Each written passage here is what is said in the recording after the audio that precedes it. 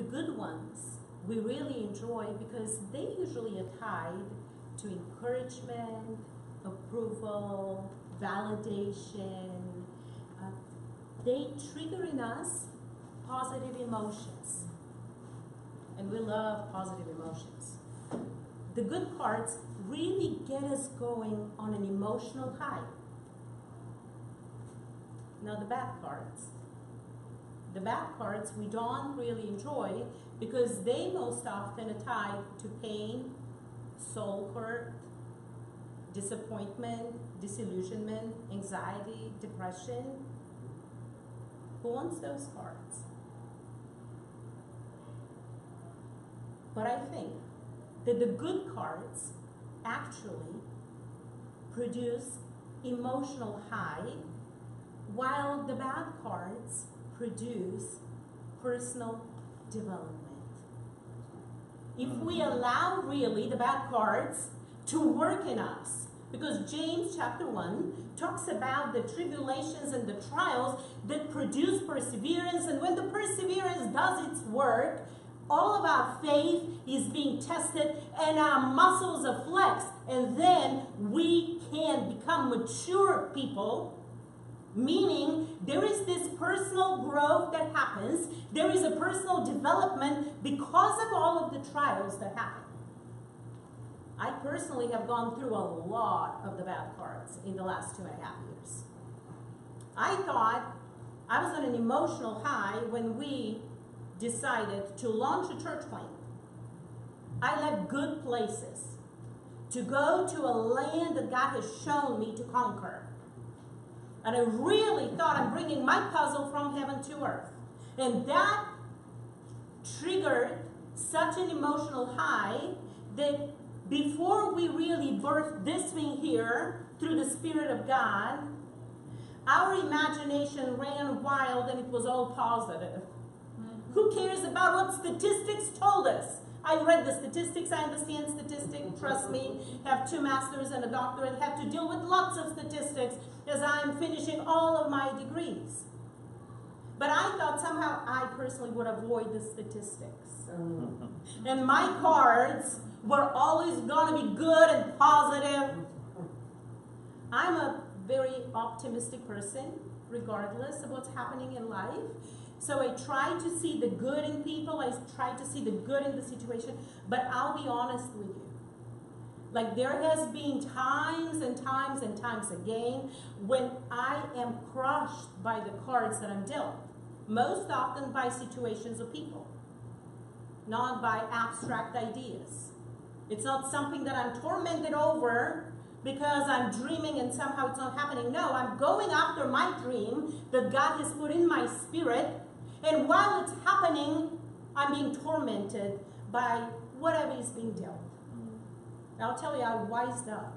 And it happened about maybe spring of last year, when it was one disappointment after another, because of personal relationships. How many of you had been through personal relationships that don't work well for you? Don't end up good? Hey, people are people. Yes. This is a good personal relationship. Thank God. It's a very solid one. Yeah, we are one with my spouse. We're not talking about that. I'm talking about personal relationships that you guys invest in. And you have these high hopes about those personal relationships, and somehow they go haywire. For whatever reason. With different personalities. By the way, I'm going to do a plug-in for the Laughing Way to a Better Marriage on Wednesdays. And I think if you come, you will understand how there are 4 different personality types. We all perceive the world through our own personality type. And automatically think that the other personality type doesn't do it right because I do it the right way and they're doing it the wrong way. No, it's like everybody is doing it the way God has created them to do. And this is how we are beautiful, diverse people that bring God's purposes from heaven to earth. But it's very hard on our personal relationships. So I wised up. I decided instead of getting really disappointed at the bad cards that are dealt, that I will find the lesson. Because I always thought that I'm a fast learner, that I'm an ongoing learner. I believe that we need to be ongoing learners until we go on the other side of heaven, and we'll continue to learn, and we'll never exhaust the knowledge of God. So instead of becoming disappointed, disillusioned, depressed, I became a better learner. And I took lessons from every situation. And I asked myself, God, forgive me for whatever I contributed in the situation to go haywire. And then the other thing I'm asking you, that I can enrich my knowledge base, because what is wisdom, by the way? Wisdom is knowledge and understanding, the word says. Enrich my understanding, my knowledge of how to do relationships, how to do life. Because do you know what? This place is called real life, and do you know what a tagline is? Doing real life with real people, connecting them to real God. This is who we are, this is why we're doing what we're doing, and we are very raw, and I want to say something else. We do life in community, and our strategy of growth is not to put everybody under one roof. But as we max out this facility, then we open another facility for another group of people to come in and do life in community, because iron sharpens iron. Yes. When you have a mega church with somebody in the pulpit with many people sitting in rows, you do not do life. Iron does not sharpen iron. When you see someone and you can help that person, and that person helps you, this is an amazing opportunity for community to happen. So the bad parts, I began to cherish. I began to understand what James 1 says. Take it as pure joy, brethren and sisters, when you fall in different trials that come against you, because you are being stretched to your limits. You know what? If you think that you've achieved it, then don't go. Don't practice this verse. But actually, whatever plateau you've reached, or whatever mountaintop you came to, and when trial comes against you, you stretch beyond measure, and now you can go even further. You can go to the next mountain, because what you learn in that trial makes you go stronger. And that's where we're going with this series. It is Conquerors. It is more than conquerors through Christ. But it usually is the bad cards that we are dealt, that stretch us to the ultimate. The very cards that we've been dealt in life can truly set us on a trajectory for victory and impact if we can learn to dream with God. Even if we can go back to Him and say, what did I learn from here, and where are you taking me to go? Because this is what Romans 8:35-37 says.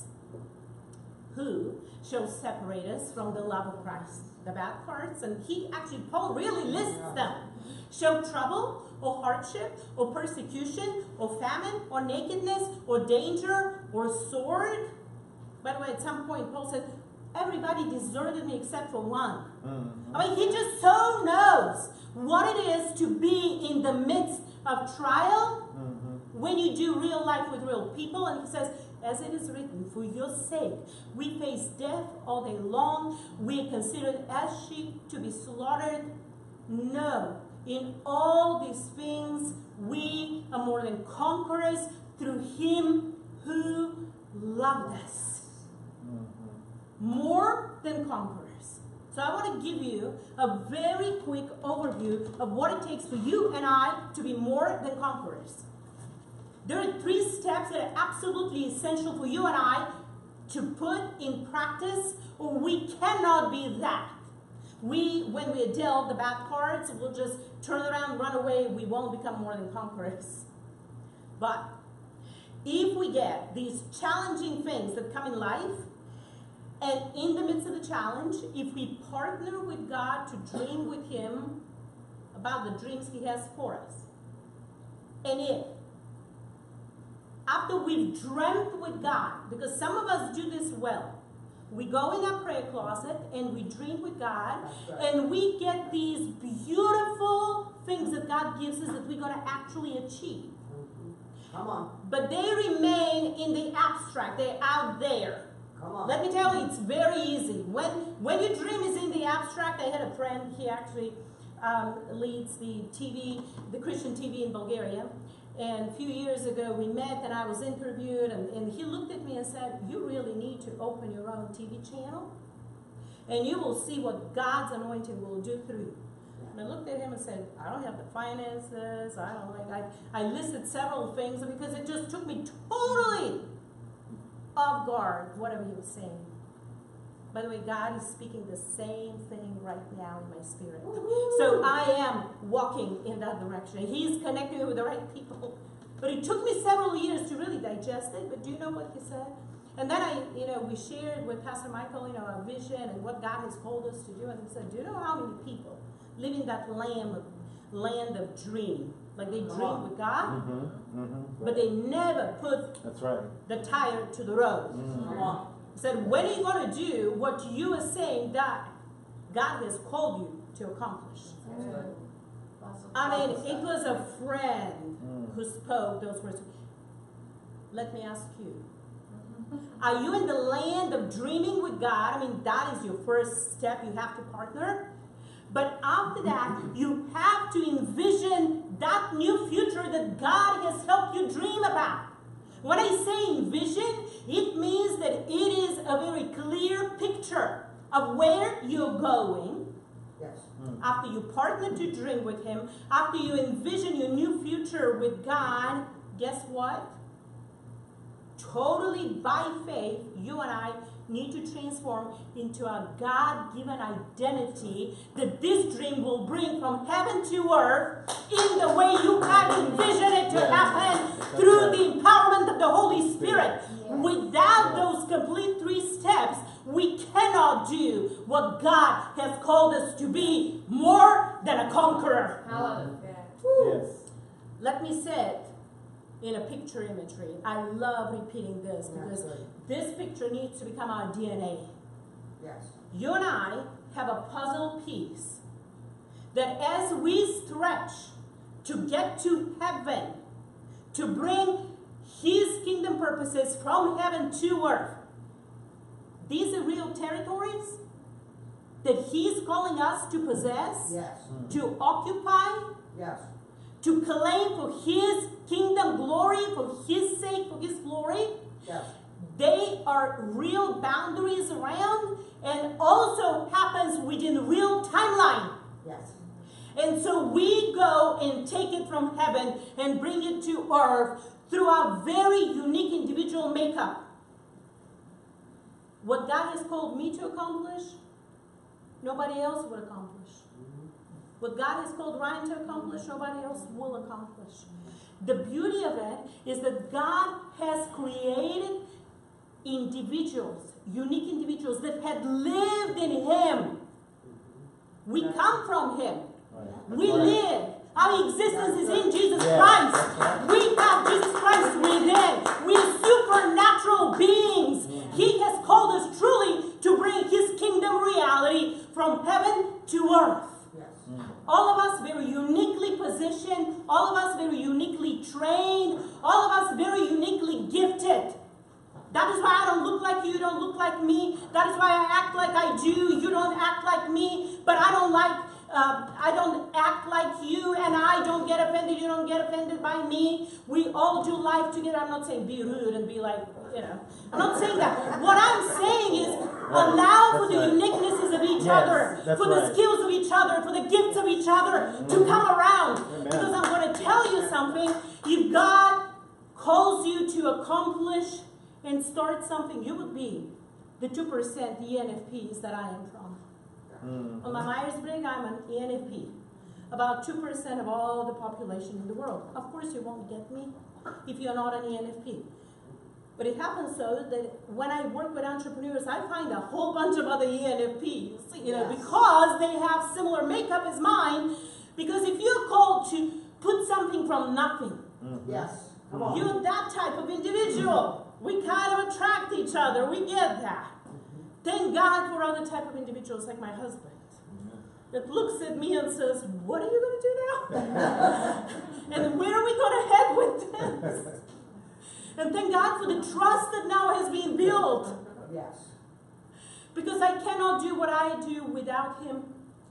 That's He cannot do what he does without me That's good. as a family unit. But sweet real life family, we are a family unit. Yes. I cannot do what God has called us to accomplish without you, every individual you. And you cannot do what God has called us to accomplish through real life without your spiritual leadership here, without your pastors. That's good. We are all irreplaceable in God's purposes.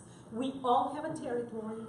We all have a puzzle piece to bring from heaven to earth. So today, we are launching the beginning of an amazing series. And our first part is partnering with God to dream. Joshua found himself with the entire nation of Israel between a rock and a hard place. Yes. The cards they were dealt were really severe. They were pressured in a place where they had to dream with God or they would continue to die. Do you know that they were miraculously delivered from the slavery in Egypt? I mean, they were like 400 years there. And God's taking them out of that slavery. And do you know what happens? Instead of them envisioning with God, when he's dreaming with them, he's saying, hey, I have promised a land, the milk and honey, to your forefathers, and now I'm taking you miraculously. We go through the Red Sea, you actually walk on dry land, the waters being separated. I'm telling you, I can take you into a milk and honey land.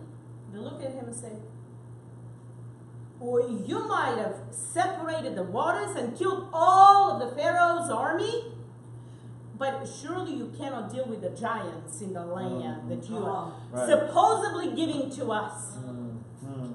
And because of the decision that 10 of the 12 representatives of the leadership of the nation of Israel took, 40 years, they circled around in a desert boot camp to learn to dream with God. You know what God does? He never forces you into territories that we would not dream with him about. That's right. I mean, seriously. That's good. Yeah. For 40 years, what they decided to do is just go from there, cross the Red Sea, go into all kinds of wildernesses. If you can see this map in a close-up, you know, it says wilderness, wilderness, another wilderness, another wilderness. You know, they just went around in circles through desert lands instead of dreaming with God about the future that he promised that they will have. And you know what? A whole bunch of the Israelites were in the desert, and a whole bunch of them were not what they're doing. Because the first generation died. They decided not to take God in partnership of their dreams. They said, God, you just probably don't know quite what you're talking about. I don't know what they told God when they saw the giants. They had just come on dry land through the Red Sea where the waters parted. They saw Pharaoh's army being completely annihilated. But they said to God, you know what? These giants are too big for God. We will not partner in dreaming with you, God, for a bigger dream yet to come. And God very patiently waited. He didn't go kill them all. You know what? If you're not dreaming with God, He's dreaming. He's not going to come and kill you and just like take you away from Him. You're just not going to experience the blessing that He has for you. That's what's going to happen. I mean, seriously.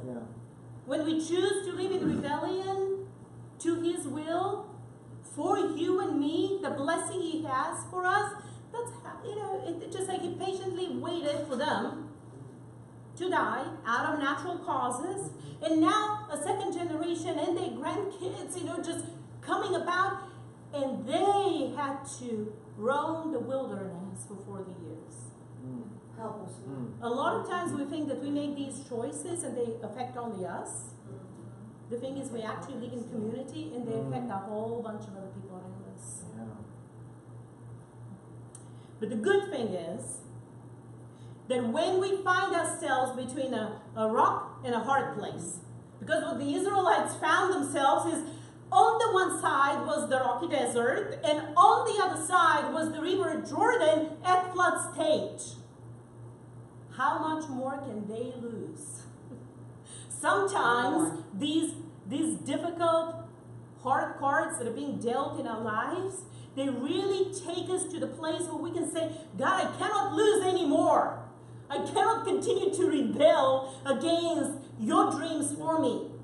How about we begin to partner with you now, and can we envision how you can take us from one side to the other and cross the Jordan River? See, God used the hard cards that they've been dealt, and a lot of them, not of their own doing. They were just the kids and the grandkids, okay? But they were so stretched to their limit, and God used that to trigger courage in them in order to envision and gain godly imagination so they can capture the dream of God for them. Wow. I don't know where you are right now with God, but if you have begun to partner with Him to dream with God the dreams He has for you, and if you have not undertaken it, because honestly, the Israelites didn't have to do this. Didn't have to go all the way around through all the wildernesses. That was of their own choice, of their own doing. They could have just crossed immediately when God told them to. But they decided to just meander through life. So if you have been, and me, meandering in life in certain areas that God has told us, bring my territory, my land that I want you to take over from heaven to earth, my influence in the marketplace, in your home, in your school, in your government, whatever God has called you to go. If He is speaking to you and you've been dreaming with God, what that would look like. Now your part is to envision the crossing over. That you can go from desert, cross through river that is at flood stage. It takes godly imagination to be able to do that. It takes the Holy Spirit empowering you to envision with God the future that He has for you. Spend some time praying at that place. Envision with God the final product. What is it going to be like? Because when I consult with entrepreneurs, when I consult them into their business models, I take them on a journey and we draw a target. And I ask them, what's your target there? What is your final product going to look like? What is your business going to look like when it's developed? What is that going to look like? When you can envision that, then you can backtrack and draw a pathway from where you are to where you want to go. And those strategies are envisioned by divine inspiration. But you have to be able to envision where God's taking you to go. They had to envision a promised land. The day now where the giants were still there, they didn't die in 40 years. Those giants that their forefathers were scared of, they were still there. Yes. But they had to envision themselves as more than conquerors. That God somehow was going to give them the power to do that. So where are you in life? Are you ready to envision with God the impossible? Because it's easy to dream with God and get inspired and get emotional high. But I promise you, when you begin to envision and begin to put the first steps into preparing to launch God's dreams, then the going gets rough. I promise you that. But it is oh so blessed. Hallelujah. And the territories are beginning to be established as soon as your foot steps into the flood stage river. Not before. God doesn't part the waters before. Right. When you envision and you can see yourself stepping into the water, then you can. Praise God. This is what Joshua chapter 1 verses 2 and 5 say. Now then, you and all these people get ready to cross the Jordan River into the land I'm about to give to them, to the Israelites. I will give you every place where you set your foot, as I promised Moses. Your territory will extend from the desert to Lebanon, and from the great river, the Euphrates, all the Hittite country to the great sea on the west. No one will be able to stand up against you all the days of your life. As I was with Moses, so I will be with you. I will never leave you nor forsake you. Hallelujah. This is the scripture I'm going to leave you with today. And we will pick up. What does a transformational identity look like? That will be next time. We'll talk about when we partner with God to dream His dreams, to bring from heaven to earth, and when we begin to envision them as a finished product to the point that you and I become bold enough to do this. Pastor Michael and I became bold enough to sell a house in Maryland, to quit a job, WellPaid Job, a ministry job. Well, I was preaching to many more than this number here. A very easy flow. And we sold it all and we risked it all because God has given us a divine imagination of a church that will multiply globally, where a church will do life with each other, real life with real life people. I'm talking person to person, sharpening iron to iron. People that would have issues with each other, but would have the grace to overcome it, because we're going to show love. We're going to show a temperament of God and the grace of God to each other. And you know what else? Expansion of marketplace influence through you and me. For as God prepares us in here, as we gather as a community that gets encouraged, empowered, resourced, then we can take His presence out there when there is darkness.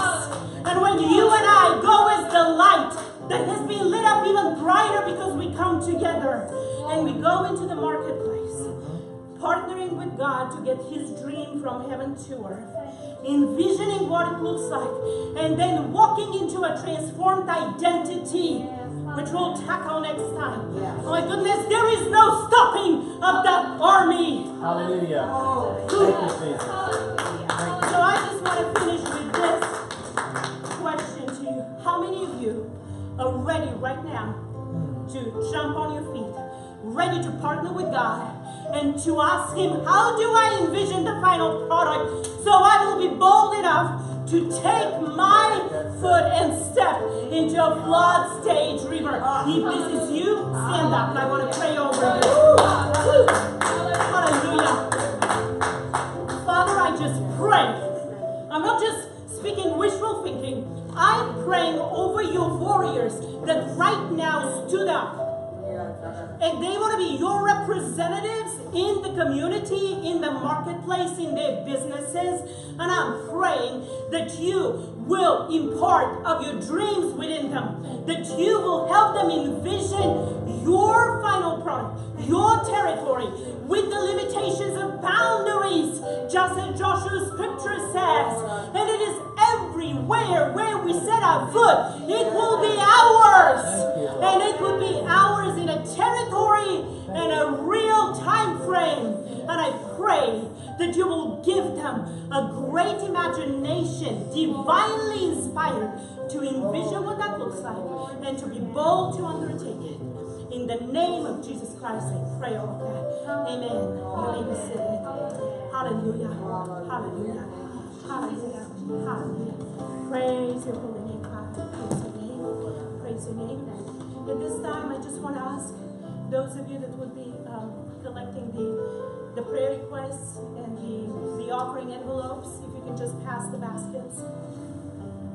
Hallelujah. Hallelujah. I want to challenge you this week. How many of you really experienced the value this morning? That you really learned something that God deposited in you? Okay, if that was the fact, would you commit that you would bring somebody with you? I mean, seriously, these are the things that we need to begin to do anew and in a different way. Because if God deposits things in you that encourage you, excite you, builds you up, brings you to a new level of your personal development, to a new level of your dream, that I guarantee you there are others out there that are just as hungry to experience that. Bring them into the house of God. You will have eternal reward for sowing into others' lives where God can multiply the territories that He will expand through your friends that you're going to bring, through your friends that you're going to grow and mature into His work. Hallelujah. Hallelujah. Father, I just pray over all of us that we will be bold as we go into the marketplace to do the dreams that you've called us to do, and also to be bold to share about this amazing real-life church community that you have birthed, because we come alongside each other to encourage the dreams that you've placed in our hearts, to help each other envision taking the territories that God has for us, so we can continue to provide your kingdom purposes to those around us and to expand your kingdom from heaven to earth. Hallelujah. For those of you that are watching us online, I just want to encourage you to connect with us. We love that we are building an online community. We have big dreams with that. Stick with us. We are coming with a way to support you, to walk with you as our online church. These are the dreams and the purposes that God has put in our spirit. For now, we just invite you to drop us an email, to give us a line of how you are, give us a prayer request. We'll take it very seriously. We want to bless you. May the Lord bless you wherever you are, so you can partner with God to dream the dreams He has for you, and may you be able to envision where God's taking you. And we just want to welcome you to real life. You're part of our community, and as we continue to grow, we'd like to get to know your names. We'd like to get to know who you are and how we can meaningfully speak into your lives and come alongside you to see the dreams of God being established in your lives. Thank you. For all of us, I'm just inviting you now to have a great time of games, and we're going to be going outside. The kids are going to go crazy, I'm sure, in a little bit. But on Wednesday we have Laugh Your Way to a Better Marriage, so we invite you to be part of that as well. And may we just be blessed and take God's kingdom